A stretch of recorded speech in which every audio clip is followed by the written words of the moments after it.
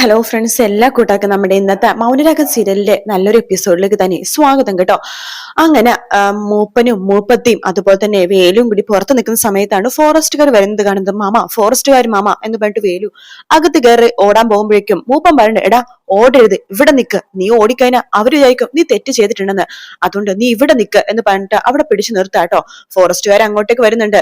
എന്താ മൂപ്പ, ആളെ കൊല്ലുന്ന കൊട്ടേഷൻ എങ്ങാനും നിങ്ങൾ ഏറ്റെടുത്തിട്ടുണ്ടോ? അയ്യോ സാറേ, ഞങ്ങൾ ഒരിക്കലും അങ്ങനെ ചെയ്യില്ല സാറേ, ഞങ്ങൾ മലദൈവങ്ങളെ ആരാധിക്കുന്ന കൂട്ടത്തിലാ സാറേ, ഞങ്ങൾ അങ്ങനെ ചെയ്യില്ല സാറേ എന്ന് പറയാണ്. എടാ സത്യം പറടാ, നീരടാ തേനെടുത്തത്? അതെ സാറേ. ആ തേനിൽ ആരൊക്കെയാടാ കൈവച്ചത്? സാറേ ഞാൻ മാത്രമേ കൈവച്ചുള്ളൂ. ഓഹോ, അപ്പൊ ഇതിന്റെ പങ്ക് ഫുള്ളും നിനക്കാണല്ലേ? സാറേ അതെ സാറേ എന്ന് പറയണ. എന്തിനാടാ വിഷം ചേർത്ത് തേനിൽ? അയ്യോ സാറേ ഞാൻ അങ്ങനെ ചെയ്യില്ല സാറേ എന്ന് മൂപ്പം പറഞ്ഞ. അതേ സാറേ, ഇവനെ സാറിന് അറിയാവുന്നല്ലേ, ഇവൻ ഒരിക്കലും അങ്ങനെ ചെയ്യില്ല. പറയാൻ പറ്റില്ല, ചിലപ്പോഴേ കൊട്ടേഷൻ ഏറ്റെടുത്തിട്ടുണ്ടാവുമായിരിക്കും, ആളെ കൊള്ളുന്ന കൊട്ടേഷൻ.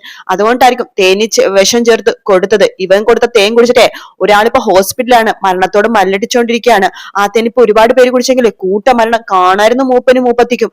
അതുകൊണ്ട് ഇവനെ ഞങ്ങൾ കൊണ്ടുപോകുക. അയ്യോ സാർ, ഇവൻ പാവാ സാറേ. പാവാണല്ലേ എന്നൊക്കെ ഞങ്ങൾ നോക്കിക്കോളാം, വാടാ കേറി വാടാ എന്ന് പറഞ്ഞിട്ട് ജീപ്പിലേക്ക് കയറ്റുവാണ്. അയ്യോ സാറേ എന്നെ കൊണ്ടുപോകല്ലേ സാറേ എന്നൊക്കെ പറഞ്ഞിട്ട് വേലു ഇങ്ങനെ കരയെന്നൊക്കെ ഉണ്ട് കേട്ടോ. പക്ഷെ അവരാരും അത് മൈൻഡ് ചെയ്യുന്നില്ല. വേലിനെ കൂട്ടിക്കൊണ്ട് നേരെ ജീപ്പി കയറ്റിക്കൊണ്ടുവാ. ഇതൊക്കെ കണ്ട് ഗംഗപ്രസാദ് പുച്ഛത്തോട് ഇങ്ങനെ ചിരിക്കാട്ടോ. അപ്പൊ അമലു ഇങ്ങനെ നോക്കുമ്പോ ഗംഗപ്രസാദ് ഇങ്ങനെ ചിരിച്ചുകൊണ്ടിരിക്കുകയാണ്. ഇങ്ങനെ വേലുവിനെ ഇങ്ങനെ കൊണ്ടുപോകാൻ കണ്ടിട്ട് ഇങ്ങനെ ചിരിക്കാട്ടോ. അതിനുശേഷം അമലു വേഗം പുറത്തേക്ക് ഇറങ്ങിയിട്ട് മൂപ്പന് മുപ്പത്തിനെ കരഞ്ഞുകൊണ്ടിരിക്കുകയാണ്. അപ്പൊ തന്നെ ആ ഊരിലെ കുറച്ചു പേരൊക്കെ പുറത്തേക്ക് വന്നിട്ട് ഇത് നോക്കിക്കൊണ്ടിരിക്കുകയായിരുന്നു. അമലു പണ്ട് തൃപ്തിയായല്ലോ അപ്പനും അമ്മക്കും. എന്തൊക്കെയായിരുന്നു, എവിടെന്നോ എടുത്തു വളർത്തിയ ആളെ വളർത്തിയതിന് ഇത് അപ്പനും നമുക്ക് കിട്ടിയല്ലോ. ഇനി ഊരിലുള്ള ആരും അപ്പനമ്മനെ ആരാധിക്കില്ല, അപ്പനമ്മ പറഞ്ഞതൊന്നും കേൾക്കില്ല. കാട്ടുമൂപ്പന്റെ എല്ലാ കാര്യങ്ങളും ഇതോടെ തീർന്നു, എല്ലാവരും അപ്പനെ അമ്മേനെ കളിയാക്കി ചിരിക്കും എന്നൊക്കെ പറഞ്ഞിട്ട് അമലും അകത്ത് കയറി പോവാട്ടോ. അതിനുശേഷം കാണിക്കണത് വേലുവിനെയാണ്. വേലുവിനെ നല്ല രീതിയിൽ തന്നെ പോലീസുകാരെ അടിക്കുന്നുണ്ട് കേട്ടോ. മുഖത്തിട്ടും കൈയിലിട്ടും കാലിനിട്ടും വയറ്റിനിട്ടൊക്കെ അടിക്കുന്നുണ്ട്. എടാ സത്യം പറടാ, എടാ സത്യം പറയടന്ന്. അതായത് പോലീസ് സ്റ്റേഷനിലെ എസ് ആയിട്ട് അടിക്കുന്നത്. നീ എന്തിനാണ് അത് ചെയ്തത്? സത്യം പറ. അയ്യോ സാറേ, ഒരിക്കലും ഞാൻ അങ്ങനെ ചെയ്യില്ല സാറേ. ഞാൻ പറഞ്ഞില്ല സാറേ, ഞങ്ങൾ ഒരിക്കലും കാടിന് അനീതിയായിട്ട് ഒന്നും ചെയ്യില്ല. ഞാൻ ഒരു ഉടുമ്പിനെ പോലും നോവിക്കാറില്ല സാറേ. ഞാൻ തേൻ നല്ല ഫ്രഷ് ആയിട്ട് തന്നെയാ അവർക്ക് എടുത്തു കൊടുത്തത്. സാധാരണ തേൻ എടുത്തു കൊടുക്കുമ്പോൾ അത് അങ്ങനെ തന്നെയാ നാട്ടിൽ വന്ന് വിൽക്കാറ്. പക്ഷെ ഇത് ഇവർക്കായോണ്ട് നല്ല ശുദ്ധമായ തെളിഞ്ഞ തേനാണ് സാർ ഞാൻ കൊടുത്തത്. തെളിഞ്ഞ തേന്. എടാ സത്യം പറ, നീ അത് ചെയ്തിട്ടുണ്ടോ? ചെയ്തിട്ടുണ്ടെങ്കിൽ നീ പറയടാ. അല്ലെങ്കിൽ വേറെ ആരെങ്കിലും അത് ചെയ്തിട്ടുണ്ടോ? അറിയാമെങ്കിൽ നീ പറ.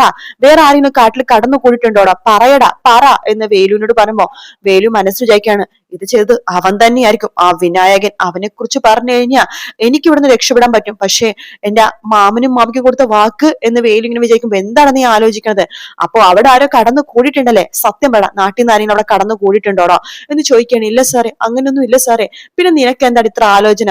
എടാ സത്യം പറഞ്ഞ നിന്നെ ഞാൻ മാപ്പ് സാക്ഷിയായിട്ടാണെങ്കിൽ വെറുതെ വിടാ, പറയടാ. ഇല്ല സാറേ, അവിടെ ആരും വന്നിട്ടില്ല, അതിൽ ആരും ഇന്ന് ചേർന്നിട്ടില്ല സാറേ എന്ന് പറയാണ്.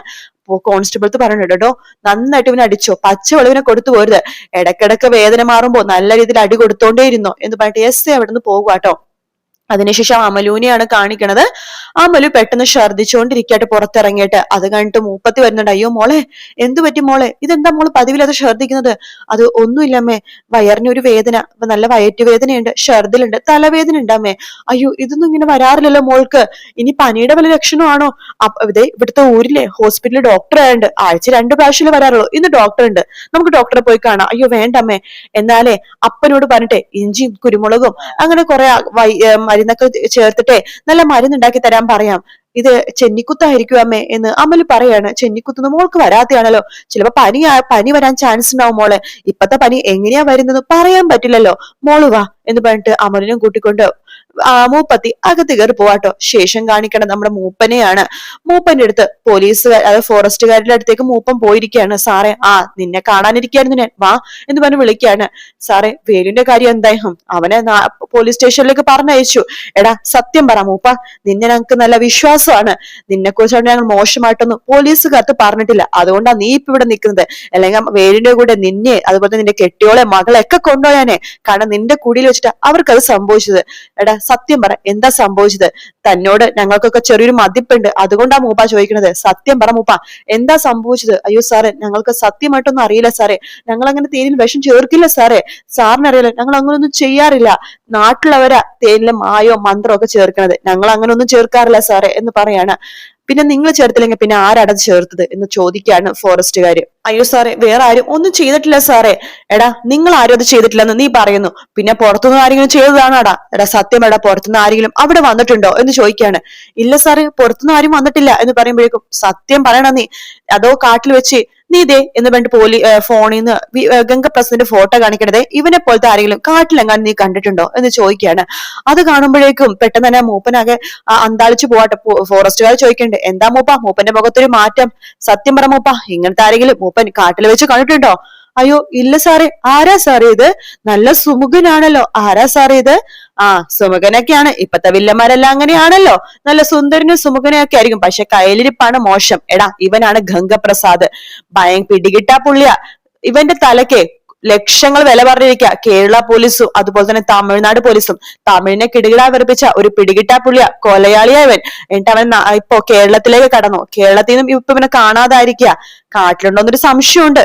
എന്താ മൂപ്പ, ഇവനെങ്ങാനും കാട്ടിലുണ്ടോ? അയ്യോ ഇല്ല സാറേ, ഇവന്റെ ശരിക്കുള്ള പേര് ഗംഗപ്രസാദ് എന്നാ, പക്ഷെ പല സ്ഥലത്തും പല പേരിലും അവനെ അറിയപ്പെടുന്നത്. അതുകൊണ്ടാ ചോദിച്ചത്, ഇങ്ങനത്തെ ആരെങ്കിലും കാട്ടിലുണ്ടെങ്കിൽ പറ മൂപ്പ. കാരണം ഇവനൊരു ജനിച്ചത് തന്നെ പിടികിട്ടാ പുള്ളിയായിട്ടാ. 10-12 വയസ്സിലെ പോയി ജയിലിൽ പോയി കിടക്കുന്നവനാ. അതുകൊണ്ടാ മൂപ്പ ചോദിക്കണത്, ഇവനെങ്ങാനും അവിടെ വെച്ച് കണ്ടിട്ടുണ്ടോ? കണ്ടിട്ടുണ്ടെങ്കിൽ പറ മൂപ്പ.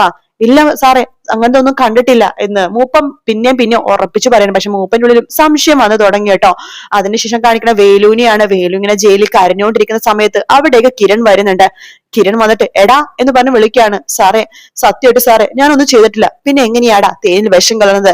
എന്റെ അച്ഛൻ തേനൊന്ന് വെറുതെ നാവിൽ വെച്ച് നോക്കിയുള്ളൂ. അപ്പോഴേക്കും എന്റെ അച്ഛൻ ഛർദിച്ച് ചോര ഛർദിക്കായിരുന്നു. ആ തേൻ എല്ലാവരും കുടിച്ചിരുന്നെങ്കിൽ ഇപ്പൊ എന്തായാന് എന്ന് ചോദിക്കുകയാണ്. സാറേ, ഞാൻ ഒരിക്കലും അങ്ങനെ ചെയ്യില്ല സാറേ. പിന്നെ ആരാണ് അങ്ങനെ ചെയ്തത്? നീ സത്യം പറഞ്ഞോ? നിന്റെ മുഖം കണ്ടാൽ അറിയാം, നിനക്ക് എന്തൊക്കെയോ അറിയാം. സത്യം പറ, ഞങ്ങളെ കൂട്ടത്തോടെ കൊല്ലാൻ വേണ്ടി ആരാ നിനക്ക് കൈക്കൂലി തന്നത്? അയ്യോ സാറേ, ഒരിക്കലും അങ്ങനെ ചെയ്യില്ല സാറേ. ഞാൻ അങ്ങനെ മായം ചേർക്കില്ല സാറേ. ഈ നാട്ടിലുള്ളവരാ സാറേ മായം ചേർക്കുന്നത്, ഞങ്ങളാരും മായം ചേർക്കാറില്ല സാറേ. പിന്നെ എന്താണ് സംഭവിച്ചത് സാറേ? പോലീസുകാർ എന്നെ ഒരുപാട് ഇടിച്ചു. ഞാൻ അവരോടൊന്നും സത്യം പറഞ്ഞിട്ടില്ല. പക്ഷെ ഞാൻ സാറിനോട് സത്യം പറയാം. എന്താ നിനക്ക് പറയാനുള്ളത്?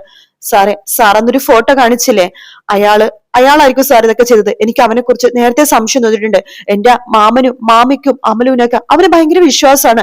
അവന് മിണ്ടാത്ത ഒരാളാണ്. ഫോറസ്റ്റ് കാട്ടിൽ വന്ന് കാട്ടിനെ ഉപദ്രവിക്കുന്ന ആൾക്കാരുടെയും കാട്ടിലെ മൃഗങ്ങളെ ഉപദ്രവിക്കുന്ന ആൾക്കാരുടെയൊക്കെ ഫോട്ടോ എടുക്കാൻ വന്നവനാണെന്ന് അവൻ ഞങ്ങളുടെ നാട്ടിൽ വന്ന് പറഞ്ഞത് സാറേ. അത് എന്റെ മാമനും മാമിയും വിശ്വസിച്ചു. പക്ഷെ എനിക്ക് വിശ്വാസമില്ല.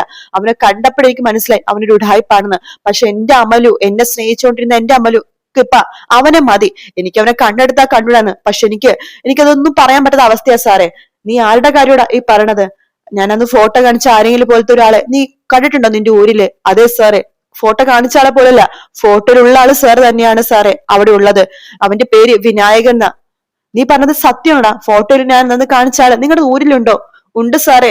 അവന് ആകെ അടിപ്പെട്ട് കിടക്കായിരുന്നു. അവനെ കാട്ടിൽ നിന്ന് കളഞ്ഞു കിട്ടിയതാ സാറേ. അവനിപ്പോ ഓക്കെയാണ്. അവന് സംസാരിക്കാൻ പറ്റില്ല. കാട്ടില് വന്ന ആൾക്കാർ ഉപദ്രവിക്കുന്ന ആൾക്കാരുടെ കാട്ടില് ഉപദ്രവിക്കുന്ന ആൾക്കാരെ കണ്ടുപിടിച്ച് ഫോട്ടോ എടുത്ത് പത്രത്തിലൊക്കെ ഇടുന്ന ഒരാളാണെന്ന് പറഞ്ഞിട്ടാ ഞങ്ങളുടെ ഊരിൽ കൂടിയത്. മാമനും മാമിക്കൊക്കെ അവന് ഭയങ്കര വിശ്വാസമാണ് സാറേ. അപ്പോഴേക്കും എസ് വരുന്നുണ്ട്. എന്താ കിരൺ സാർ ഇവൻ പറഞ്ഞത്? ഇവൻ പറഞ്ഞ കേട്ടില്ല സാറേ. ഇവൻ പറഞ്ഞത് ഗംഗപ്രസാദിനെ കുറിച്ചാ. എടാ, അവന്റെ പേര് വിനായകനൊന്നും അല്ല, ഗംഗപ്രസാദ. ജനിച്ചത് തന്നെ ഒരു കൊലയാളിയായിട്ടാ. തമിഴ്നാടും കേരളവും ഒക്കെ അന്വേഷിച്ചെടുക്കുന്ന ഒരു പിടികിട്ടാപ്പുള്ളിയാണ് അവൻ എന്ന് പറയുമ്പോ ആകെ ഞെട്ടിപ്പോവാണ് നമ്മുടെ വേലു കേട്ടോ. ശേഷം വേലിനെ എസ് വിളിക്കുന്നുണ്ട്. എടാ, നിന്റെ എത്ര പ്രാവശ്യം ഞാൻ ചോദിച്ചടാ അവിടെ ആരെങ്കിലും കടന്നു പോയിട്ടുണ്ടോന്ന്? അപ്പോഴൊന്നും നീ മിണ്ടിയില്ലാടാ. എനിക്ക് പറയാൻ പറ്റില്ലായിരുന്നു സാറേ. കാരണം കാടിന്റെ വിലക്ക് എനിക്കുണ്ടാവും. കാട് എന്നെ പുറത്താക്കും സാറേ. അതുകൊണ്ട് ഞാൻ പറയാതിരുന്നത്. എടാ, അങ്ങനെ പറഞ്ഞിരുന്നെങ്കിൽ നിന്നിപ്പോ ഞങ്ങൾ പുറത്താക്കിയാനെ സാറേ. ഇപ്പൊ അവൻ അവിടെ ഉണ്ട് സാറേ, ഞങ്ങളുടെ കാട്ടിലുണ്ട് എന്ന് കിരണിനോട് പറയാണ്. അത് കേട്ട് കിരൺ ഇങ്ങനെ ഷോക്കായിട്ട് നിൽക്കാട്ടോ. ഗംഗപ്രസാദും ഇങ്ങനെ എന്തൊക്കെയോ ആലോചിക്കുകയാണ്. ഗംഗപ്രസാദ് അവിടെ നിന്ന് രക്ഷപ്പെടാൻ വേണ്ടി പോകുന്ന ഭാഗത്തോടെയാണ് കേട്ടോ ഇന്നത്തെ എപ്പിസോഡ് തീരുന്നത്. അപ്പൊ നാളെയാണ് നമ്മൾ കാത്തിരുന്ന ഭാഗം. ഗംഗപ്രസാദ് ഓടുമ്പോ നമ്മുടെ അമ്മ ഉപ്പനിട്ടൊരു കുത്തു കിട്ടുന്ന ഭാഗം, അതൊക്കെ നാളെയാണ് കേട്ടോ. അപ്പൊ വീഡിയോ ഇഷ്ടപ്പെടുകയാണെങ്കിൽ ലൈക്ക് ചെയ്യാനും സബ്സ്ക്രൈബ് ചെയ്യാനും കമന്റ് ചെയ്യാനും മറക്കല്ലേ. മറ്റൊരു വീഡിയോ കാണാം friends. Take care. Bye bye.